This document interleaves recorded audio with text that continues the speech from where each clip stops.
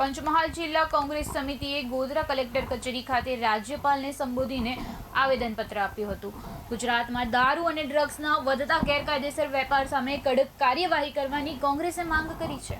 કોંગ્રેસે આક્ષેપ કર્યો છે કે દારૂબંધી હોવા છતાં રાજ્યમાં ગેરકાયદેસર દારૂ અને ડ્રગ્સનું વેચાણ વધી રહ્યું છે, જેના કારણે યુવા ધન અને પરિવારો પર ગંભીર અસર થઈ રહી છે। બુટલેગરો અને અસામાજિક તત્વો સામે દાખલારૂપ કાર્યવાહી કરવાની સાથે લઠ્ઠાકાંડ જેવી ઘટનાઓનું પુનરાવર્તન ન થાય તે માટે તાત્કાલિક પગલાં ભરવાની પણ માંગ કરવામાં આવી છે।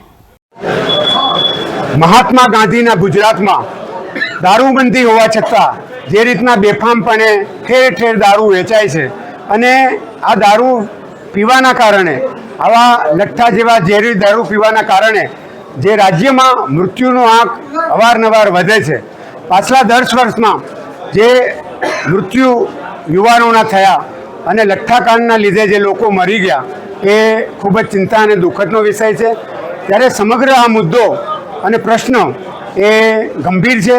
આ બાબતને ધ્યાનમાં લઈ ગુજરાત પ્રદેશ કોંગ્રેસની સીધી સૂચના હેઠળ આજે પંચમહાલ જિલ્લા કોંગ્રેસ સમિતિએ એક લાગણી અને માંગણી સાથે અમે દારૂબંધીનો કડક અમલ થાય અને રાજ્યમાં ભાવનગરમાં જેવા ઘટનાઓ બને છે એવી ઘટનાઓ આ જિલ્લામાં અને રાજ્યમાં ન ઘટે એવી માંગ સાથે મહામહિમ રાજ્યપાલશ્રીને સંબોધન કરતું આવેદનપત્ર પંચમહાલ જિલ્લા કલેક્ટરશ્રીને સુપ્રત કરી અને વિવિધ મુદ્દે અને પ્રશ્ને અમે માંગણી કરી છે કે રાજ્યમાં